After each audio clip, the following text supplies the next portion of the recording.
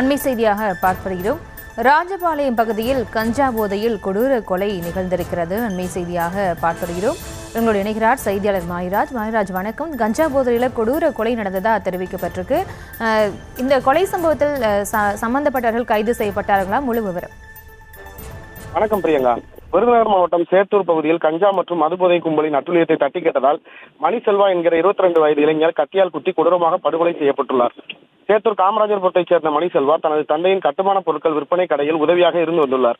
இந்த நிலையில் மணிசெல்வாவின் அத்தை முத்துமாரி வீட்டின் அருகே கஞ்சா மற்றும் மதுபோதை கும்பல் தகராறு செய்ததை தட்டி கேட்டதால் ஆத்திரமடைந்த அக்கும்பல் ஆத்திரத்தில் முத்துமாரியின் வீட்டை சேதப்படுத்தியுள்ளனர். இதுகுறித்து முத்துமாரி தளவாய்புரம் காவல் ஆய்வாளர் குருத்தாயிடம் புகார் அளித்தும் அவர் வழக்கை விசாரிக்காமல் அலட்சியமாக பதிலளித்து அனுப்பியதாக கூறப்படுகிறது. காவல்துறையின் இந்த அலட்சியத்தை பயன்படுத்திக் கொண்ட ஈஸ்வரன் மற்றும் மாணிக்கம் ஆகிய இருவரும் சேத்தூர் பஜாரில் உள்ள கடையில் அவர் மணிசெல்வா தனியாக வேலை பார்த்துக் கொண்டிருந்த நிலையில் கடைக்குள் புகுந்து சரமாரியாக கத்தியால் குத்தி சாலையில் இழுத்துச் சென்று தலையில் கல்லை போட்டு கொடூரமாக தாக்கியுள்ளனர். இதில் ஆழமான கத்திக்குத்து மற்றும் அதிக இரத்தப்போக்கு காரணமாக சிகிச்சை பலனின்றி மணிசெல்வா பரிதாபமாக உயிரிழந்தார்.